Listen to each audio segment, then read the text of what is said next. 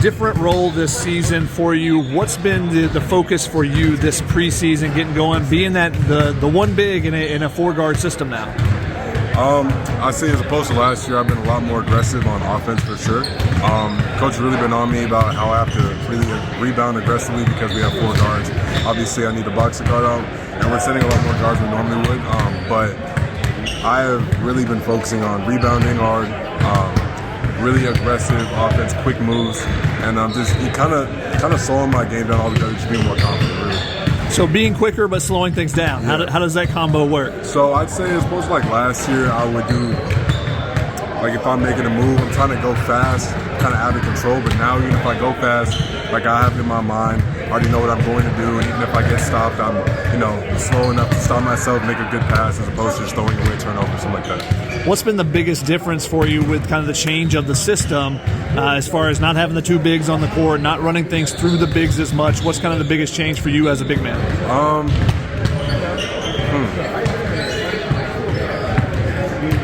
I'd say kind of the responsibility, because as you said, I'm going to be only big out there.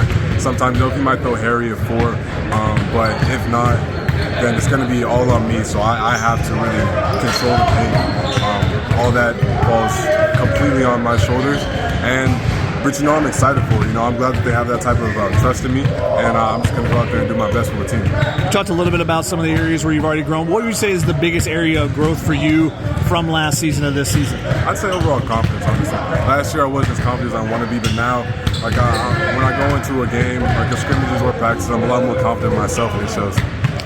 One of the things with kind of the injuries you guys have with a couple big men, not too many teams have 2 7-footers sitting on the sideline not able to do anything. How much concern is there for you of foul trouble and making sure that you are staying out of foul trouble when you're naturally a rim protector? You want to go try to attack every shot that you can.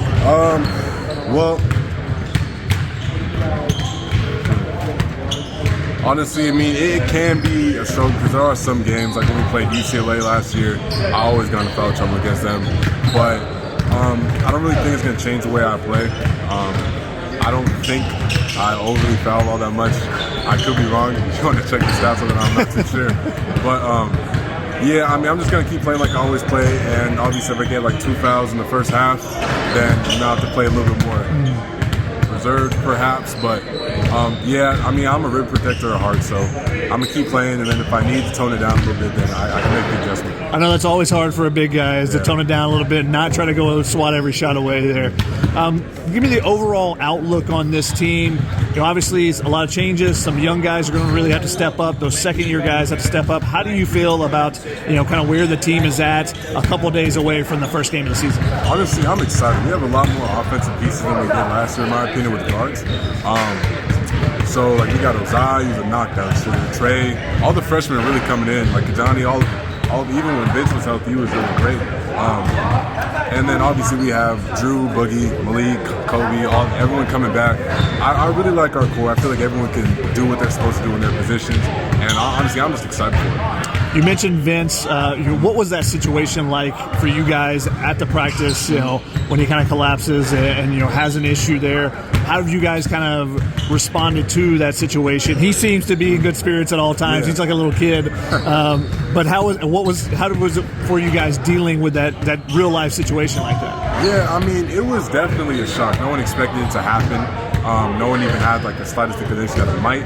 But our trainers and our staff really was on it completely. The moment it happened. So honestly, I'd say the best. The silver lining out of it was our staff and our trainers were really prepared for it. They knew exactly what to do. So even though we were all worried for him, all praying for him, I think it could have turned out as best as possible. And how have you guys kind of responded since that's happened? Have you guys taken him in a little bit more? What's kind of been different since that incident happened? Oh, Vince has always been like a lively character, so we haven't really had to adjust much. He's always on the sideline. He's trying to coach people up every play, so we haven't really had to change anything. He's just a lively person. He's part of the team still. Even though he hasn't been playing, him and Euro, we're all still family. And give us a scouting report on Euro, because not everyone's seen him play. Not a ton of highlight clips out there of him. I know he's not doing much right now, a little bit banged up, but what's kind of your scouting report on him, having played against Euro him? he's a very shifty dude. Like, he's like one of those like slippery players. I say, kind of like Nick Rakocevic was in the post. He loves his little fadeaway shots. He gets up, pump fake, jabs. He loves to spin baseline too. He's a really good offensive player, and he also gets a lot of blocks as well. Yeah, I'd say easiest way to say he's just a very slippery big.